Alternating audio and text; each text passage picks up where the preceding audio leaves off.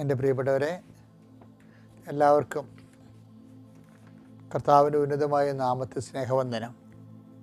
നമുക്ക് പ്രത്യക്ഷ പ്രാർത്ഥനയിലേക്ക് പോകാം. അമ്മേ പരിശുദ്ധ അമ്മേ, അമ്മേ പരിശുദ്ധ അമ്മേ, ദൈവമാതാവേ, ദൈവമാതാവേ, അന്ന് അങ്ങ് കൃപാസനത്തിൽ പ്രത്യക്ഷപ്പെട്ട് വരാൻ പോകുന്ന മഹാദുരന്തത്തിൽ നിന്ന് രക്ഷപ്പെടാനും എല്ലാവർക്കും വേണ്ടി പ്രാർത്ഥിക്കുവാനും ആവശ്യപ്പെട്ടിട്ട് 20 വർഷം തികയുന്ന ഈ വേളയിൽ കൃപാസനത്തിലൂടെ ഞങ്ങൾക്കും ഈ ദേശത്തിനും അങ്ങ് മധ്യസ്ഥം തേടി തന്ന എല്ലാ അനുഗ്രഹങ്ങൾക്കും കൃപകൾക്കും ഞങ്ങളിപ്പോൾ ഹൃദയം നിറഞ്ഞ നന്ദി പറയുന്നു. അമ്മേ പരിശുദ്ധമേ, ജപമാല മാതാവേ, സകല കൃപാസനം പ്രാർത്ഥനകളോടും ചേർത്ത് ഞങ്ങളിപ്പോൾ പ്രാർത്ഥിക്കുന്ന ഈ കുടുംബത്തിന്റെ പ്രത്യേക നിയോഗം. മക്കളെ നിയോഗം, പ്രാർത്ഥന ആവശ്യം മൗനമായി പ്രാർത്ഥിക്കുക.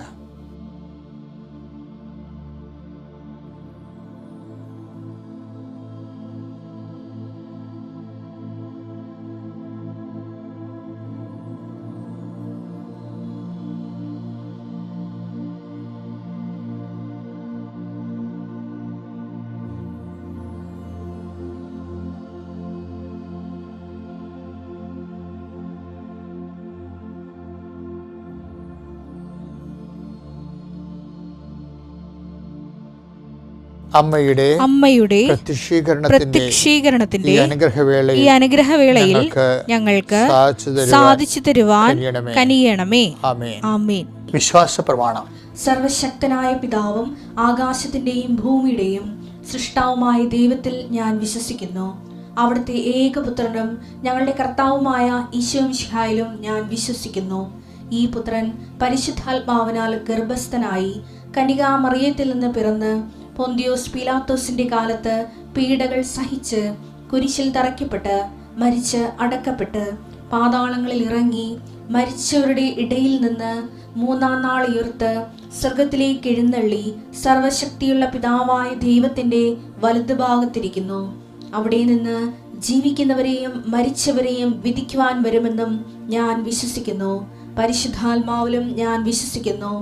വിശുദ്ധ കത്തോലിക്കാ സഭയിലും പുണ്യവാന്മാരുടെ ഐക്യത്തിലും പാപങ്ങളുടെ മോചനത്തിലും ശരീരത്തിന്റെ ഉയർപ്പിലും നിത്യമായ ജീവിതത്തിലും ഞാൻ വിശ്വസിക്കുന്നു. ആമേൻ. സ്വർഗ്ഗസ്ഥനായ ഞങ്ങളുടെ പിതാവേ, അങ്ങയുടെ നാമം പൂജിതമാകണമേ. അങ്ങയുടെ രാജ്യം വരണമേ. അങ്ങയുടെ തിരുമനസ് സ്വർഗത്തിലെ പോലെ ഭൂമിയിലും ആകണമേ. അന്നു വേണ്ടുന്ന ആഹാരം ഇന്ന് ഞങ്ങൾക്ക് തരണമേ. ഞങ്ങളോട് തെറ്റ് ചെയ്യുന്നവരോട് ഞങ്ങൾ ക്ഷമിക്കുന്നത് പോലെ ഞങ്ങളുടെ തെറ്റുകൾ ഞങ്ങളോടും ക്ഷമിക്കണമേ. ഞങ്ങളെ പ്രലോഭനത്തിൽ ഉൾപ്പെടുത്തരുതേ, തിന്മയിൽ ഞങ്ങൾ രക്ഷിക്കണമേ. ആമേൻ. നന്മ നിറഞ്ഞ മറിയമേ, സ്വസ്തി. കർത്താവ് അങ്ങയുടെ കൂടെ സ്ത്രീകളിൽ അങ്ങ് അനുഗ്രഹിക്കപ്പെട്ടവളാകുന്നു. അങ്ങയുടെ ഉദരത്തിൻ ഫലമായി ഈശോ അനുഗ്രഹിക്കപ്പെട്ടവനാകുന്നു. പരിശുദ്ധ മറിയമേ, തമ്പുരാന്റെ അമ്മേ, പാപികളായ ഞങ്ങൾക്ക് വേണ്ടി ഇപ്പോഴും ഞങ്ങളുടെ മരണസമയത്തും തമ്പുരാനോട് അപേക്ഷിക്കണമേ. ആമേൻ. നമുക്ക് അനുദിന അനുഗ്രഹ പ്രാർത്ഥനയോ കഴിഞ്ഞ് പ്രത്യക്ഷ പ്രാർത്ഥന കഴിഞ്ഞ് അനുദിന അനുഗ്രഹ പ്രാർത്ഥനയിലേക്ക് പോകാം. നിങ്ങൾ മനസ്സിൽ വിശ്വാസ പ്രമാണം ചെല്ലുകയോ സ്തുതിക്കുകയോ ചെയ്തുകൊണ്ട് ഭക്തിയോടെയാണ് പ്രാർത്ഥന പങ്കെടുക്കേണ്ടത്. കാരണം നിങ്ങളുടെ ഇന്നത്തെ ജീവിതമാണ് ഇന്നത്തെ പ്രാർത്ഥന. ഇന്ന് നിങ്ങൾ പോകുന്നിടത്തേക്ക് ഈ പ്രാർത്ഥന കടന്നു വരും. നിങ്ങൾ സന്ധിക്കുന്ന വ്യക്തികളിലെ ഈ പ്രാർത്ഥന കടന്നു വരും. നിങ്ങൾ ചെയ്യേണ്ട കാര്യങ്ങളിലേക്ക് ഈ പ്രാർത്ഥന കടന്നു വരും.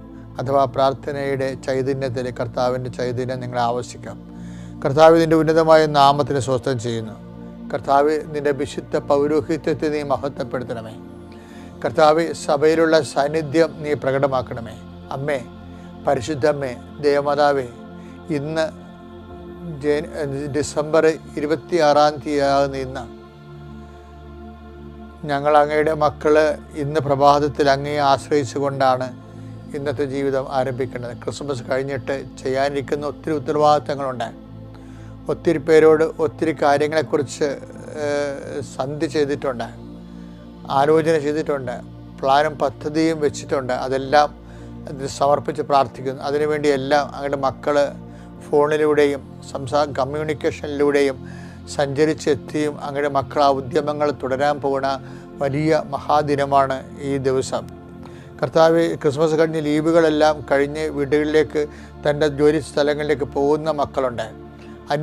വിദേശ രാജ്യങ്ങളിലേക്ക് തിരിച്ചു പോകുന്നവരുണ്ട്, പോകാൻ ഒരുങ്ങുന്നവരുണ്ട്.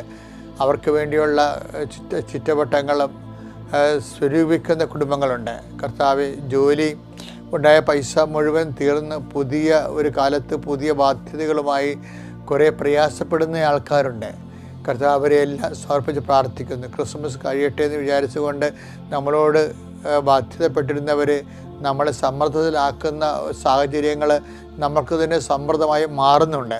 അതെല്ലാം ഓർത്തുകൊണ്ട് അവരെല്ലാം സന്ധിക്കണമേ, സമാശ്വാസപ്പെടുത്തണമേ എന്ന് കൃപാസനത്താറെ ജീവനോടെ പ്രത്യക്ഷപ്പെട്ട പരിശുദ്ധ അമ്മയുടെ നാമത്തിൽ ഈ പ്രഭാതത്തിൽ തന്നെ ഞങ്ങൾ പ്രാർത്ഥിക്കുന്നു. അമ്മ, ഞങ്ങൾ പട്ടാങ്ങയായിട്ട് പ്രാർത്ഥിക്കുന്നു. ദൈവത്തിൻ്റെ കൃപ ഞങ്ങളിലേക്ക് ആവശ്യിക്കണമേ. അമ്മ, കാനായിലെ കല്യാണ കുടുംബത്തിലേക്ക് അമ്മ കടന്നു ചെന്നതുപോലെ ഈ പ്രാർത്ഥന കേൾക്കുന്ന ഓരോ കുടുംബത്തിലേക്ക് അമ്മ കടന്നു ചെല്ലണം.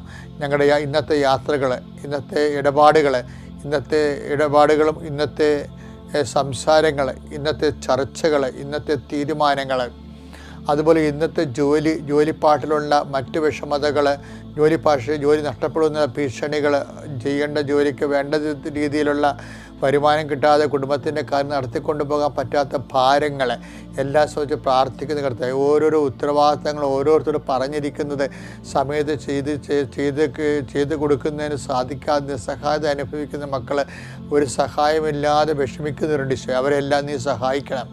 അമ്മേ, നീ നിത്യസഹായമാണെന്നാണ് ഞങ്ങളുടെ അനുഭവങ്ങൾ, ജനകോടികളുടെ അനുഭവങ്ങൾ അതാണ്. അമ്മയുടെ പ്രത്യേക മാധ്യസ്ഥത്തിൽ, പ്രത്യേക വിഷമത്തിലിരിക്കുന്നവരെ ഞങ്ങൾ സന്ധിച്ച് പ്രാർത്ഥിക്കുന്നു. ഡിസംബർ 26-ാം തീയതിയായി ഇന്ന് അമ്മയുടെ മധ്യസ്ഥതയിൽ ഇറങ്ങിപ്പുറപ്പെടുന്ന വ്യക്തികൾ, ഓരോ കാര്യങ്ങൾ ഇനി വീട്ടിലിരുന്ന് കർത്താവ് ഹോം സ്റ്റേ ആയിട്ട് വർക്ക് ചെയ്യുന്നവരുണ്ട് ഈശോയെ.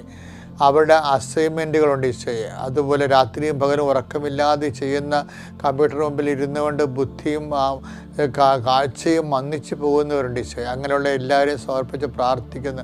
കർത്താവ്, അവർക്കെല്ലാം അങ്ങ് പ്രത്യേക സന്ധിപ്പ് നൽകണമെന്ന് പ്രാർത്ഥിക്കുന്നു ഈശോയെ. കന്നുകാലികൾ തൊട്ട് കർത്താവ് ചെറിയ വ്യാപാര സംരംഭങ്ങൾ വരെ, ചെറുകിട ജീവിത മാർഗ്ഗങ്ങൾ ജീവിക്കുന്നവരെ, അതിൻ്റെ വരുമാന മാർഗ്ഗം നഷ്ടപ്പെട്ടവരോ, വരുമാന മാർഗ്ഗം മറ്റുള്ള കയ്യിൽ അകപ്പെട്ടവരോ, അത് തിരിച്ചു കിട്ടാൻ വഹിക്കാതിരിക്കുന്നവരോ, പറമ്പ് സംബന്ധമായ, ജീവിത സംബന്ധമായ, ജോലി സംബന്ധമായ, ഭവന നിർമ്മാണ സംബന്ധമായ, വാഹന സംബന്ധമായ മുഴുവൻ വിഷയങ്ങളെ പരിശുദ്ധ ദൈവമാതനേൽപ്പിക്കുന്നു. മക്കളെക്കുറിച്ച് അലട്ടപ്പെടുന്ന മാതാപിതാക്കന്മാരുടെ എല്ലാ മാനസികാവസ്ഥകളെയും ഈ ദിവസം പ്രഭാതത്തിൻ്റെ പരിശുദ്ധ അമ്മ ദേവമാതാവിൻ്റെ മാധ്യസ്ഥ യേശുവിൻ്റെ നാമത്തെ സമർപ്പിക്കുന്നു. ദൈവത്തിൻ്റെ കരുണ, രോഗികളുണ്ട് കർത്താവെ, ഭാരപ്പെടുന്നവരുണ്ട് ഈശോയെ, കുടുംബത്തിൽ സമാധാനം ഇല്ലാത്തവരുണ്ട് ഈശോയെ, ഭാര്യ ഭർത്താക്കന്മാർ തമ്മിൽ സമാധാനം ഇല്ലാത്തവരുണ്ട് ഈശോയെ.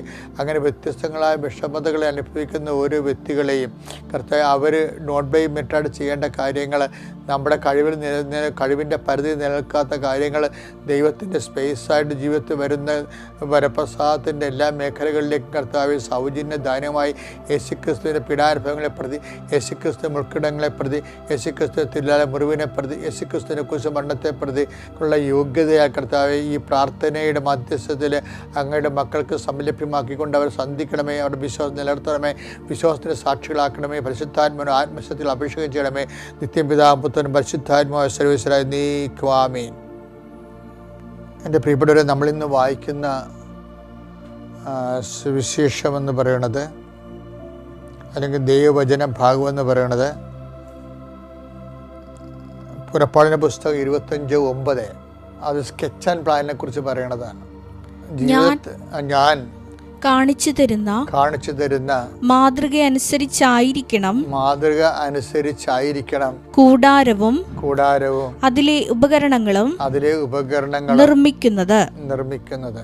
അതായത് ഇതിനോട് ബന്ധപ്പെട്ട് ഓരോ വിഷയങ്ങൾക്കും ദൈവത്തിൻ്റെ ഒരു പ്ലാനുണ്ട്, സ്കെച്ച് ആൻഡ് പ്ലാനല്ലേ. ഇപ്പം കൂടാരത്തിൻ്റെ പിൽക്കാലത്ത് ദേവാലയമായി മാറിയ വാഗ്ദാന പേടകത്തിൻ്റെ സാന്നിധ്യമുള്ള പ്രഥമ കൂടാരത്തെക്കുറിച്ചാണ് ഇപ്പോൾ സംസാരിക്കുന്നത്. പക്ഷേ ആ പ്രഥമ കൂടാരത്തിൻ്റെ നൂലിൻ്റെ നിറം പോലും നീലയാകണമെന്ന് കർത്താവിൻ്റെ ഒരു ആഗ്രഹമുണ്ട്.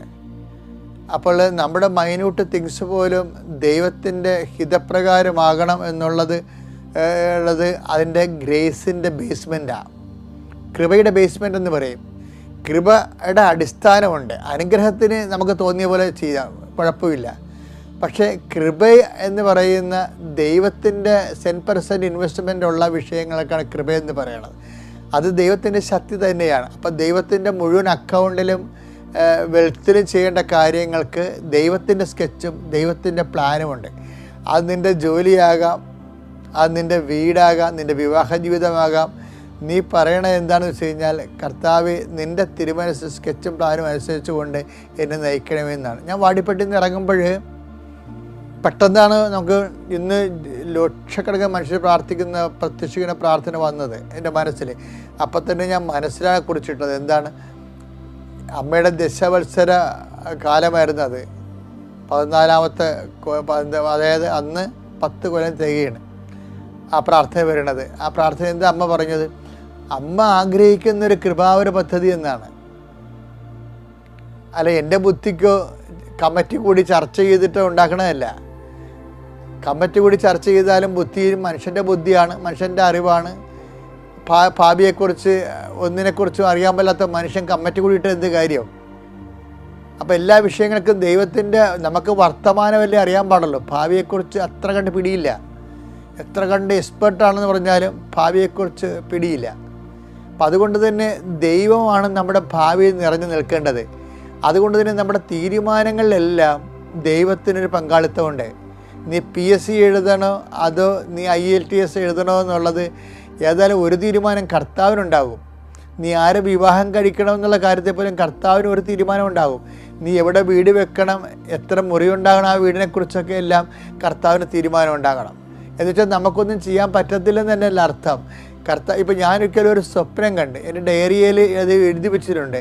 ഞാൻ കൃപാസനം എന്നും പറഞ്ഞൊരു വലിയ പണ്ടത്തെ ഒരു സിനിമാ കൊട്ടക പോലൊരു വലിയ സ്ഥാപനം, അതിൻ്റെ മുകളിൽ കുരിശില്ല, മറിച്ച് ഗോഡെന്ന് മാത്രം ഇതിൽ സ്റ്റീലിൽ എഴുതി വെച്ചിരിക്കുന്ന സ്വപ്നമാണ്. ആ ഒരു സ്വപ്നത്തിന് ശേഷമാണ് നമ്മൾ കൃപാസനത്തിൻ്റെ മുകളിൽ കുരിശ് വെക്കാഞ്ഞത്. ഇപ്പം നമുക്ക് നോക്കിയെങ്കിൽ ഭൂമുഖത്ത് വന്നു കഴിഞ്ഞാൽ കുരിശില്ല. കുരിശ് കാണുമ്പോൾ തന്നെ അത് ഏത് ഒരു സമുദായത്തിൻ്റെ ഒരു ശുശ്രൂഷ കേന്ദ്രമായിട്ട് തോന്നും. കർത്താവിൻ്റെ മനസ്സിലുള്ളത് എൻ്റെ ആലയം ജനതകൾക്കുള്ള പ്രാർത്ഥനാലയമാണ്. അപ്പോൾ അതിപ്പോൾ ഞാൻ കുരിശ് വെക്കാഞ്ഞതിൻ്റെ കാരണം ഈ ഗോഡെന്ന് ഞാൻ തന്നെയാണ് അതിൻ്റെ ഓലകളാണ് എഴുതി. ഓലകൾ ഇങ്ങനെ ഒന്ന് കെട്ടായി വെച്ച് കെട്ടിയിട്ടാണ് ഞാൻ എൻ്റെ പൂമുഖത്ത് നിൽക്കുന്നത്. അനാലങ്കൃതമാണ് ശരിക്കും പറഞ്ഞാൽ. എന്നുവെച്ചാൽ വളരെ സിമ്പിളാണ്, വളരെ പണം കുറവേ ചിലവാക്കുന്നുള്ളൂ. അതിന് വലിയ മണിമാളികളൊന്നുമില്ല. അതൊരു ബസിലിക്ക സ്റ്റൈലോ ദേവാലയത്തിൻ്റെ മുഖപ്പോടുകൂടി മണിമാളിക സ്റ്റൈലൊന്നും അല്ല, മറിച്ച് വളരെ സിമ്പിളാണ്. ആർക്ക് വന്നാലും വേറെ ഒരു റിസർവേഷനൊന്നും ഇല്ലാതെ സ്വതന്ത്രമായിട്ട് ദൈവത്തെ അനുഭവിക്കാൻ പറ്റുന്ന ഇടമായിട്ടാണ് കർത്താവ് കൃപാസനം കൂടാരത്തെ ഡിസൈൻ ചെയ്തത്. ഇതെല്ലാം ദൈവത്തിൻ്റെ ഒരു പദ്ധതിയുണ്ട്. ഇതുപോലെ എൻ്റെ ദൈവവേദനെ നിൻ്റെ ഓരോ വിഷയത്തിനും നിനക്ക് ഇഷ്ടപ്പെട്ട കാര്യം ആ ദൈവത്തോട് നീ ചോദിക്കുന്നതാണ് എപ്പോഴും നീ ചെയ്യണത്. അങ്ങനെയല്ല, എല്ലാ വിഷയത്തിനും ദൈവത്തിൻ്റെ ഒരു ഇഷ്ടമുണ്ട്. അതിനെന്നാണ് നമ്മൾ സമർപ്പിതം എന്ന് പറയണത്. അപ്പോൾ ദൈവത്തിൻ്റെ ഇഷ്ടം, കർത്താവിൻ്റെ പ്രാർത്ഥന പഠിപ്പിച്ചപ്പോൾ പോലും നിൻ്റെ തിരുമനസ്സെന്ന് പറഞ്ഞ് പ്രത്യേകം അതിന് അടിവരയിട്ടൊരു ലൈനുണ്ട്. എന്ന് വെച്ചാൽ എല്ലാ വിഷയങ്ങൾക്കും ദൈവത്തിൻ്റെ തിരുമനസ്സുണ്ട്. അപ്പോൾ നിൻ്റെ ഇഷ്ടമല്ലാതെ വന്നിട്ടുള്ള കുറച്ച് കാര്യങ്ങൾ നിൻ്റെ ജീവിതത്തിലുണ്ടാകും. നിൻ്റെ ഇഷ്ടത്തിൽപ്പെടാത്ത ചില ഭർത്താവിൻ്റെ സ്വഭാവമായിരിക്കാം, ചിലപ്പോൾ ഭാര്യയുടെ സ്വഭാവമായിരിക്കാം, നിൻ്റെ കുഞ്ഞുങ്ങൾ നിന്നോട് പ്രതീക്ഷിച്ച പോലെ പെരുമാറാത്ത അവസ്ഥയായിരിക്കാം. ഇങ്ങനെ ഓരോ നിൻ്റെ ഇഷ്ടമല്ലാത്ത വന്നിട്ടുള്ള സംഭവങ്ങളില്ലേ, അത് ദൈവത്തിൻ്റെ ഇഷ്ടമായിട്ട് നീ ബ്രാൻഡ് ചെയ്യണം. അത് ദൈവത്തിൻ്റെ ഇഷ്ടം. കാര്യം നിൻ്റെ ഇഷ്ടമല്ല നിനക്ക് മനസ്സിലായല്ലോ, അപ്പോൾ കാര്യത്തിൽ തീരുമാനമായി. പിന്നെ എന്താ, അത് ദൈവത്തിൻ്റെ ഇഷ്ടം.